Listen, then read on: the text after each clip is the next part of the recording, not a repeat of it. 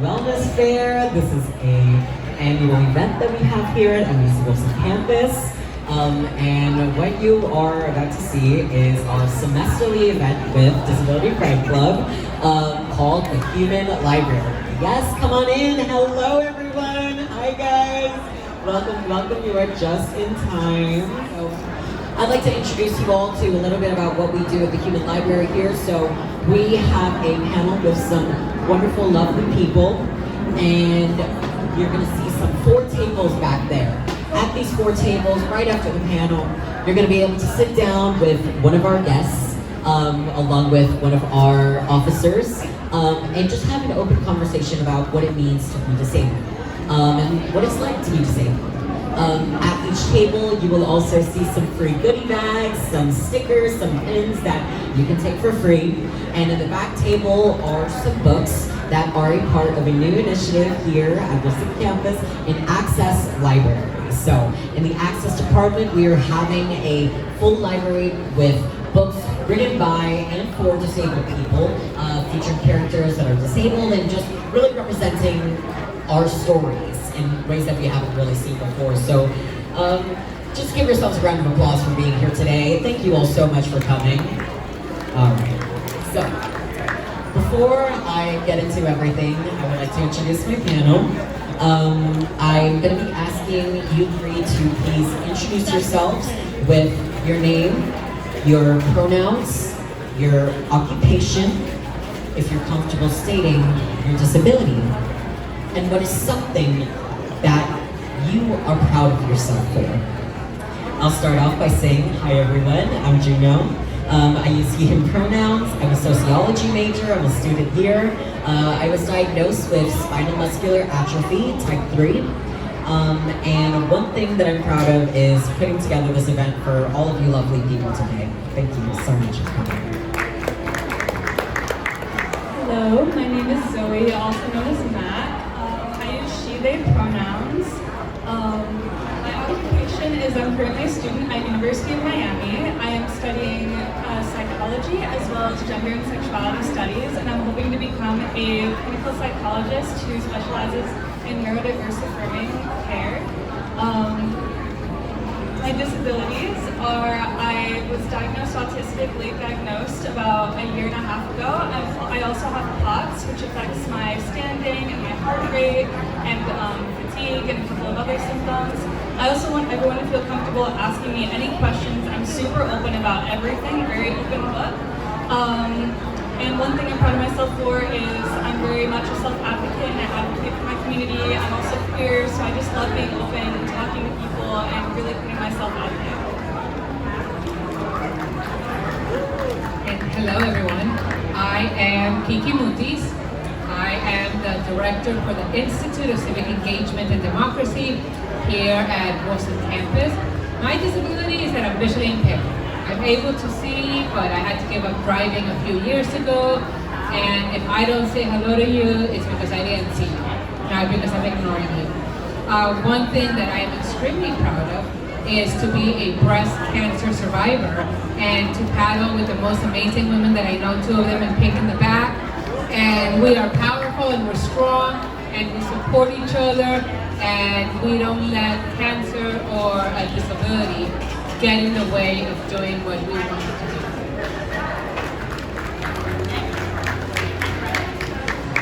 Hey everyone, my name is Lima. I use she, they pronouns.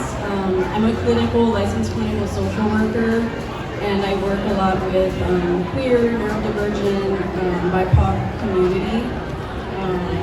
And I'm also neurodivergent, and I have invisible disabilities, like mental health disabilities.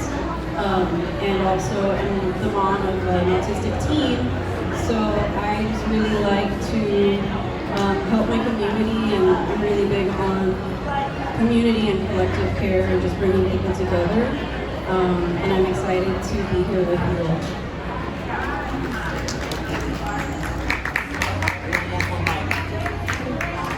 All right, guys, thank you all so much for introducing yourselves. Let's get started. So, one question I'd like to ask you all is, how has accessibility, or the lack of it, shaped your independence and your opportunities in life? So, since my disabilities have always been super invisible and not very obvious, I've always been very high masking and I hide them very well. It's always been kind of hard for me to ask for accommodations because it's like, why would the girl that has the A pluses and the socializes quite fine, it doesn't seem like anything's wrong with her, need accommodations. And so it kind of became hard to find an advocate for myself, and just people being more open really helps, and like that's why I've become more open with my experiences, because it can just be so hard to that distracted me so much. So hard to like be open about these things because it's so different for a lot of people, especially when it's not obvious. Thank you. And the question was, how has your disability prevented you from? Yeah, how has it affected you in terms of like Perfect. disabilities or, yeah. Well, definitely my lack of having great eyesight has taken away a lot of my independence. I now have to be okay for asking for rides. I had to stop driving about 4 years ago for your health and safety. So I had to make, that decision. And I wish when I was in high school, I was embarrassed to say that I don't see very well. So I would have done a lot better in chemistry if I would have gone to a department like Access and say, hey, I need a little bit more help. I need bigger print. I need this. Cell phones have opened the door to me because now if I don't see the print on, if I go to a restaurant, I can take a picture of it and zoom in to it. And I learned this from students when I was at Fairchild and I was leading field trips for students with disabilities, learning from each other and saying, it's okay, I can't do this. Can you help me do other things? Because there's a million other things that I can do. So I think that part of my invisible disability and just like living with anxiety, depression, I think that culturally coming from a Latinx and Latino family, there wasn't a lot of emphasis on mental health, right? There's just this kind of survivor mentality, right? Understandably so. And it took me a while to really feel empowered enough to find professionals that would help me, right? Like finding the right medications and finding like really good therapists. And so that's why it's important to me to give back to my community in that way. And also as a high masking person with an inattentive presentation of ADHD, that's not something that people really think of when they think about ADHD. It's very much just the very like hyperactive presentation, and so that's something I didn't really realize until just maybe a few years ago, because there's so much visibility now, and so yeah. Juno, you have to answer that question. Yes.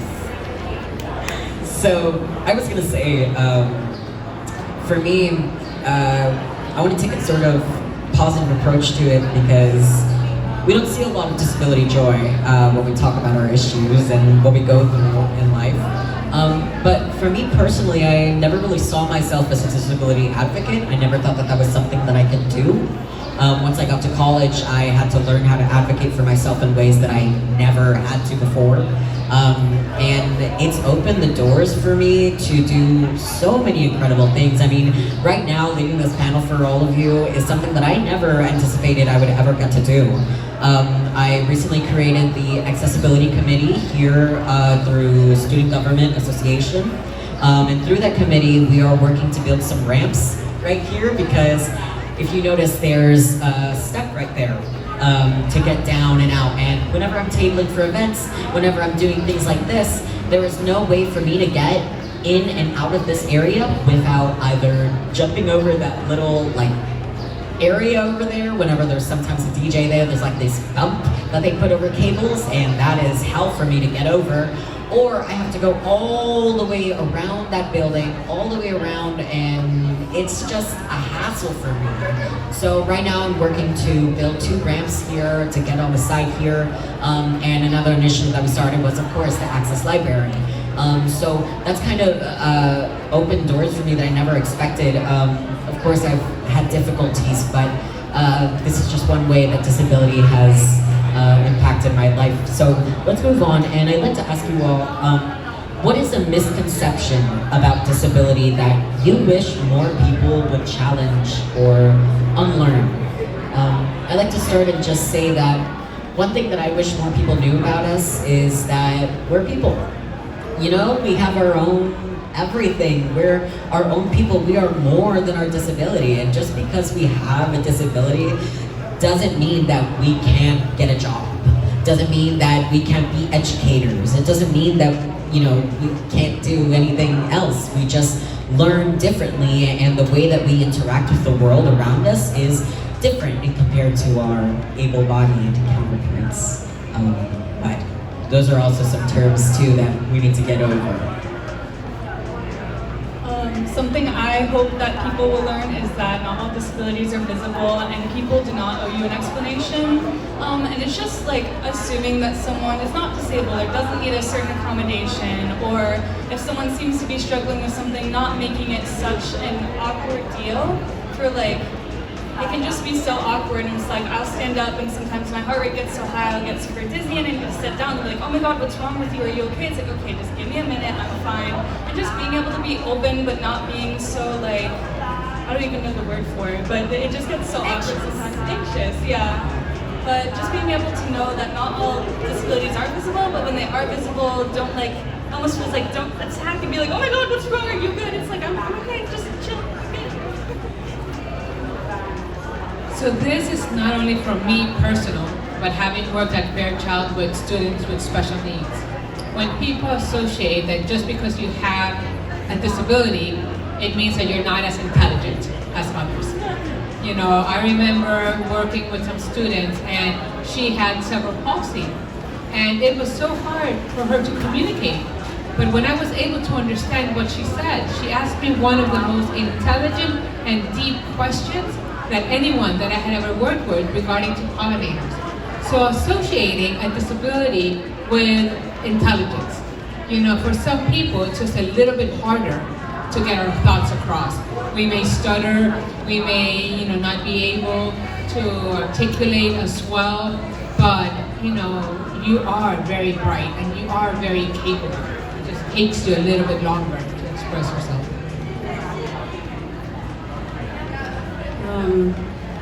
Repeat the question real quick.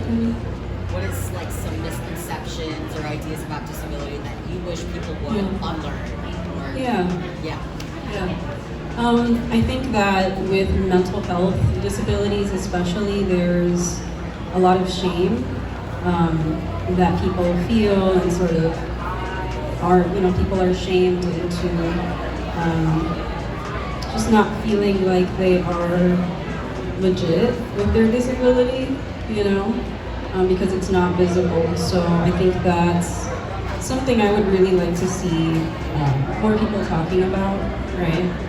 And I think that as far as, like, this really makes me think about my son and some of his, like, stimming behaviors. I feel like, for example, the public school system is very much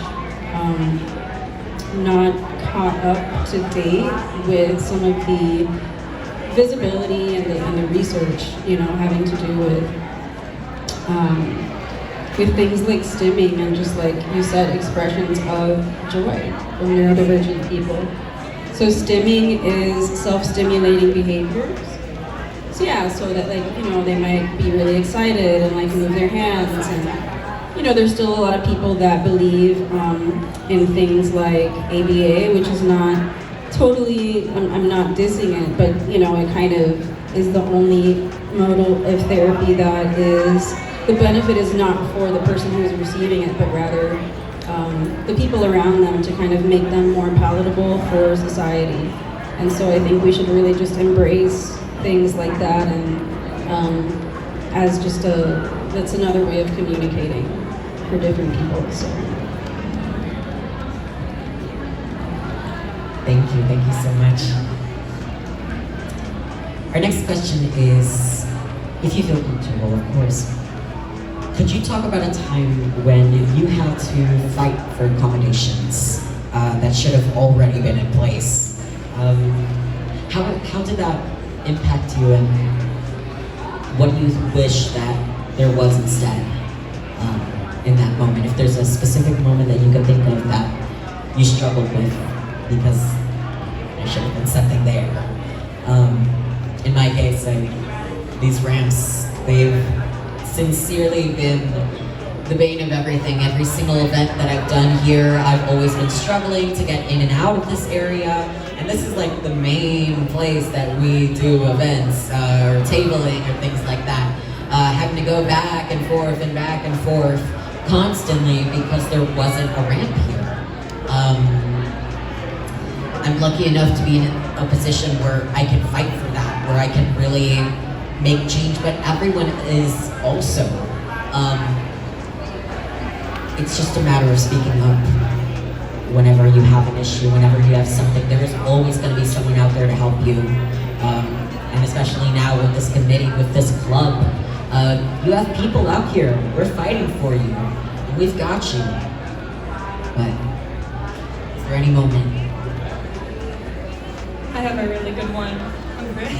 I always love this one. So in my sophomore year of college, I took a writing class that was about exploring normalcy, and it was a lot of disability studies because there's not really specific disability studies classes super authored at University of Miami, which is where I attend. And I went to the office hours of the professor who taught the class, and it was on the second floor of a building with no elevator.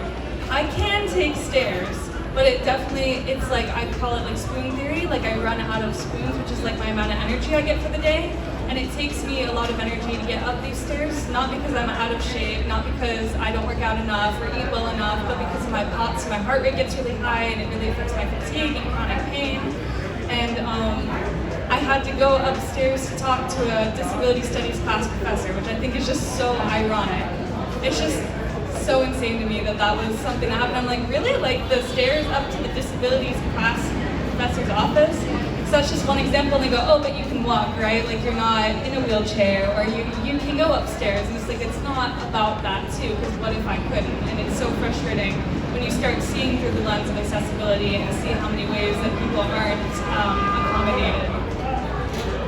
Thank you. And as you may notice, we're having a panel discussion not on a stage. Last semester, when we planned this activity, I requested a stage so people in the back audience could see us, and then I see Juno roll in, and I was like, I totally, even though Juno and I work closely together every day, we talk about everything, and I was like, oh. So when we did this one, I was like, okay, we're going to accommodate, and we're going to be doing a little bit different. So this is for you. I was a Peace Corps volunteer, and I volunteered 2 years of my life working in soil conservation and reforestation in Bolivia. And it's something I had always wanted to do. And when I filled out that application, denied because of my eyesight.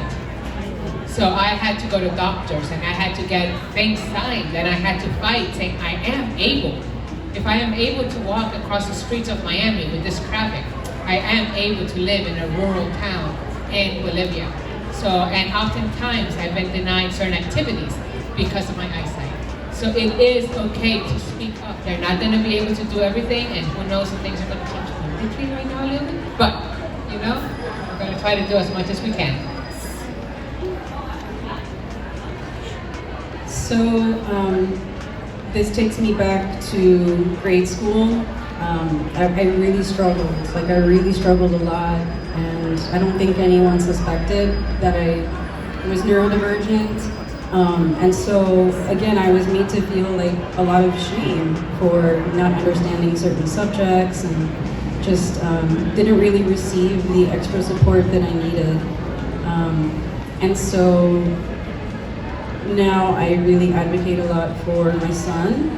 And for example, he has certain accommodations on his IDP, and sometimes I have to be like that mom who's fighting with the teachers, emailing, making sure he has, his accommodations, extra time, that he's doing things digitally. And so Yeah. So we're getting about time to wrap up the panel right now, and instead of going to our final question, I would like to open it up to the audience. If you guys have any questions that you have on your mind, to anyone here. If not, that's okay. Any questions, we're open for. And I would like to mention as well that if you feel more comfortable talking one-on-one, we will be here until 2 o'clock. We're going to be sitting at these tables in the back right there, so come up to us and feel free to talk. No question? If anyone wants to share, a struggle that they've had, with a visible or invisible disability, that is also okay. But Professor Lopez, I have a question for you. Yes. What made you decide to be the faculty advisor for this club? Well, okay. I'll take the video. I got you. By the way, it restarted because I touched the button that I was not supposed to, but okay. All right, so hi everyone. Well, I guess I'll stand up tonight like that. Okay. So of course, I work. I didn't know there were so many people here today. Okay, so I work with the brilliant Juno, who was a student in my class about a year or two ago. Year ago. Okay, and then I also am the mom of an autistic teenager.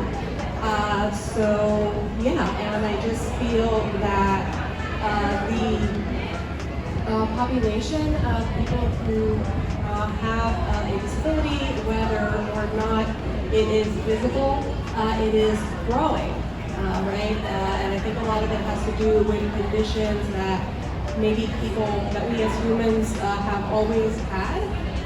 But now we know more about them, they are identified, they are diagnosed, where I feel that before maybe they were not diagnosed. And I just think that it was time for representation of this population in our college community, right? And we're not just open to people who have, who are differently able or who have any sort of different needs, right? We're here for allies as well. So, yeah.